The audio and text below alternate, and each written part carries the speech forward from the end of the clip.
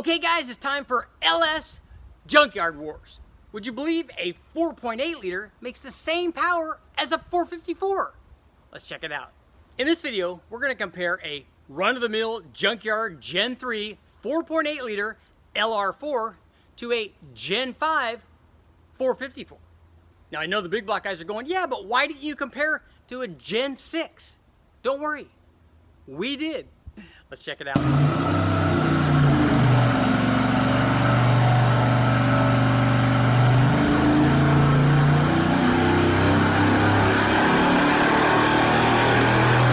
Comparing the 4.8 liter LS versus the World, obviously we need a 4.8 liter, and this is kind of typical of what you would get if you went to the junkyard. This is actually a Gen 3 LR4. There are obviously other designations for the 4.8 liter, but basically it's the base motor for a lot of truck applications and SUVs and stuff. And this combination was a Gen 3 motor, so it had an 862 or a 706 head. They seem to be used interchangeably, so if you guys know the difference between where they used 862 heads and where they use 706 heads, please let me know, because I'd like to know the difference. I've tested both of those heads and they do identical things. They make the same power. So this particular one had 706 heads on it. It has the truck intake, and this was an early one, so it had the manual throttle body on it. It obviously has the flat top pistons, which it does not share with the 5.3, but that's a good upgrade, taking the flat top piston from the 4.8 and putting it on a 5.3. Obviously you have to take it off the rod because the connecting rod on the 4.8 is smaller. So we've got the manual throttle body, truck intake, 706 or 862 heads. It also has the smallest cam of the LS family, which it shares with the 5.3 liter LM7. So that's a very, very mild cam with the 4.8. Now this thing makes, on our dyno, we'd run it with long tube headers, an open throttle body like we always do, a Mizzier electric water pump, so no accessories. So that's why the number, for all of you guys that are going to ask, why is this number so much higher than the rated power output of this little 4.8 liter? This thing made 333 horsepower and a little bit more torque than horsepower. It made 343 foot-pounds. As you can see, we ran this thing all the way out to 6,500 RPM, which it's not really making power out there. But the one thing that's interesting on the 4.8 is it does make peak power, even though it's equipped with the same combination of intake manifold, cylinder head, and camshaft. It does make peak power higher than the 5.3 liter does. It's not because it has a short stroke and it likes to rev. It's just smaller in displacement, and it makes peak power higher because it's smaller than the 5.3 liter. It has decent torque. The torque curve compared to a 5.3 is shifted out farther. It makes a lot less torque than a 5.3 or a 6.0 or 6.2. And I'm going to do video comparing all those so you can see what the effect is of going to a bigger displacement motor. But this is our 4.8 liter. So now let's take a look as a comparison between this and our 7.4 liter or 454.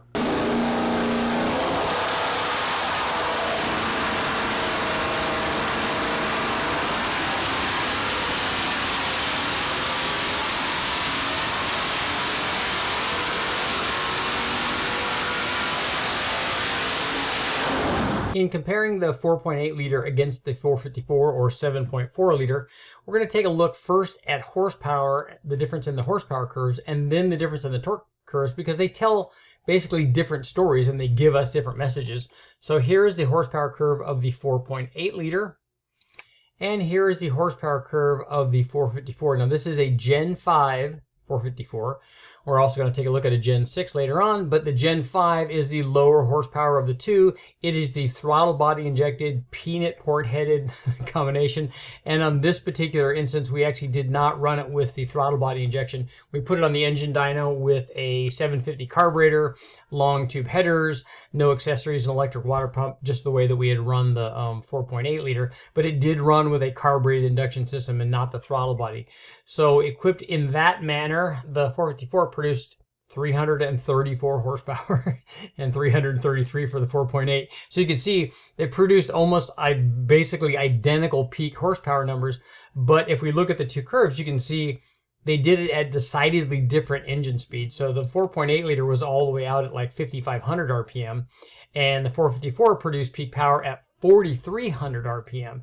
So quite a bit lower. And when we take a look at the torque curve, we'll see what effect producing horsepower at a lower engine speed does to torque production. But you can already see here in the middle, I mean, this is a big difference in power. So here's my question for you guys, and I want you to let me know in the comments. Can we get this 4.8 liter with the same power output to accelerate as quickly as this 454? Now, there's a couple things you have to take into consideration. Let's assume that we have the same vehicle, but we can change the gearing. Can we make this 4.8 liter with the right gearing produce as much average power production as the 454 with different gearing? Let me know what you guys think. Can we get these things to accelerate the same because they make the same power?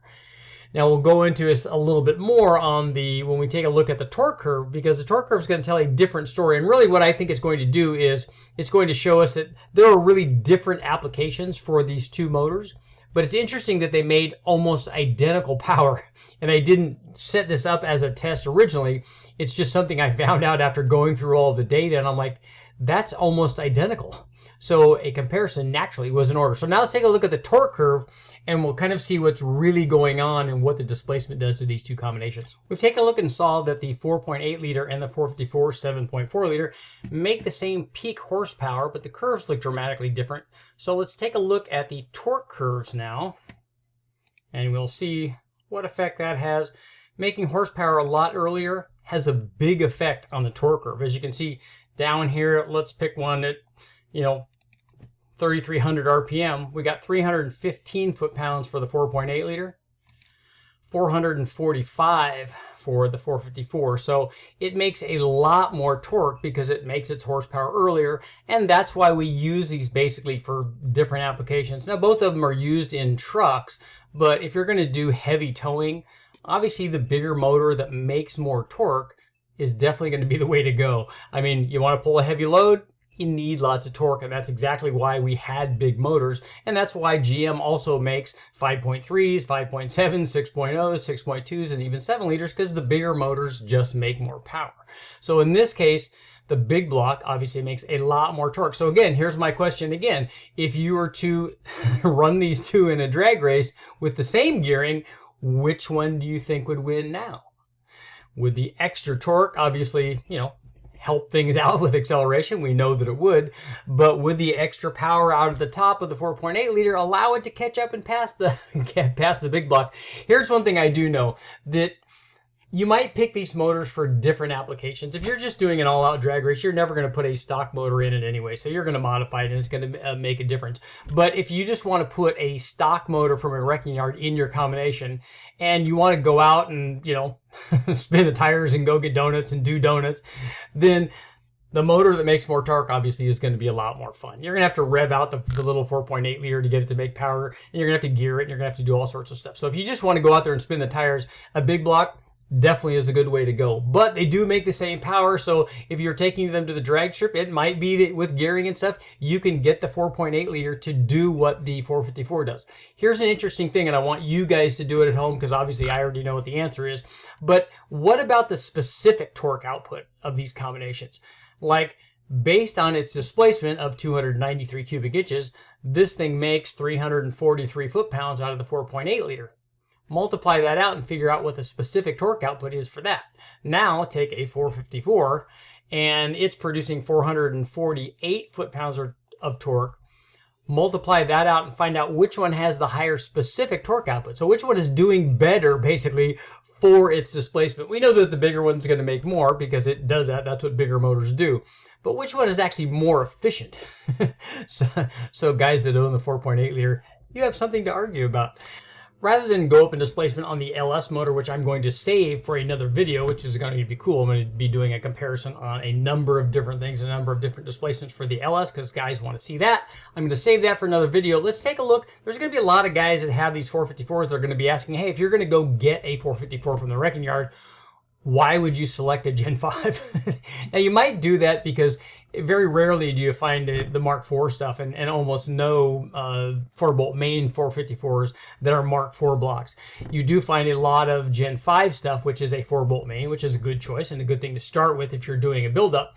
But you will also find, and at least we do, we also find Gen 6 motors. So the question might be, hey, why settle for a Gen 5 with the peanut port heads and the low compression and the mild cam and the throttle body injection when you can just get a Gen 6, which everything is better. It has a hydraulic roller cam and has better cylinder heads. You know, it's just a better combination that makes more power. So what happens if we select a Gen 6 motor?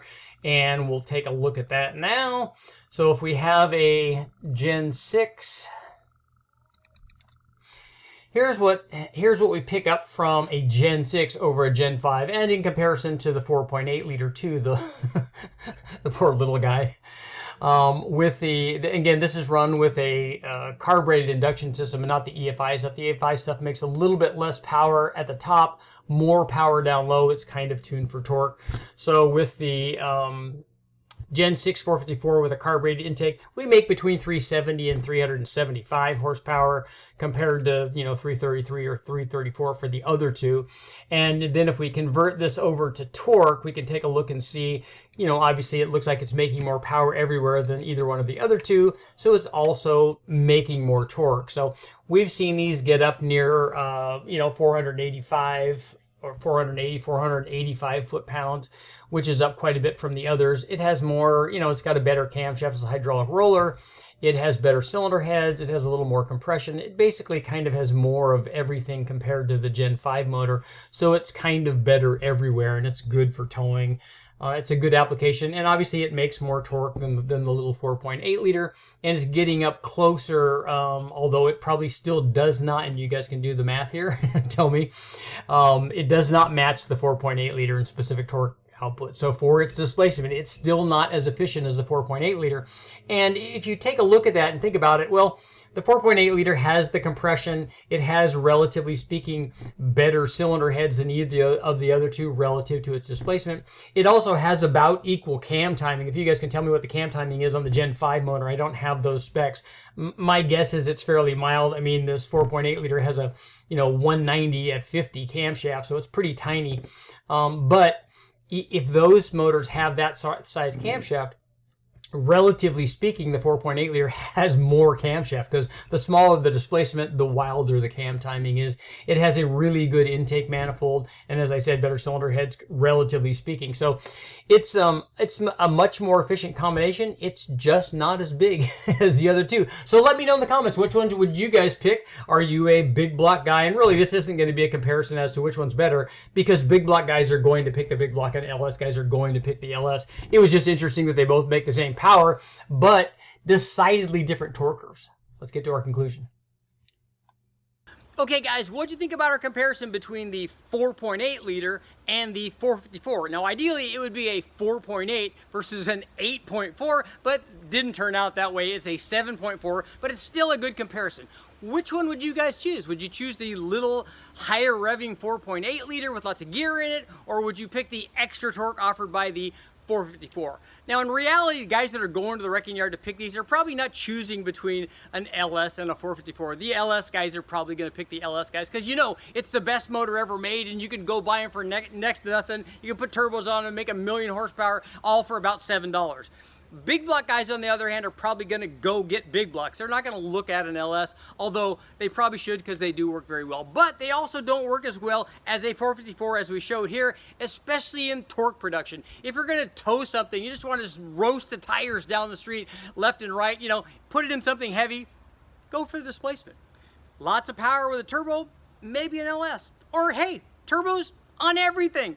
I'm Richard Holden, guys. Thanks for watching. Make sure to like, share, subscribe, ring the bell. And coming up, I'm going to compare a 4.8 to a 5.3 to a 6.0 to a 6.2 liter all stock. I can show you what they do and show you the difference in the power and the torque.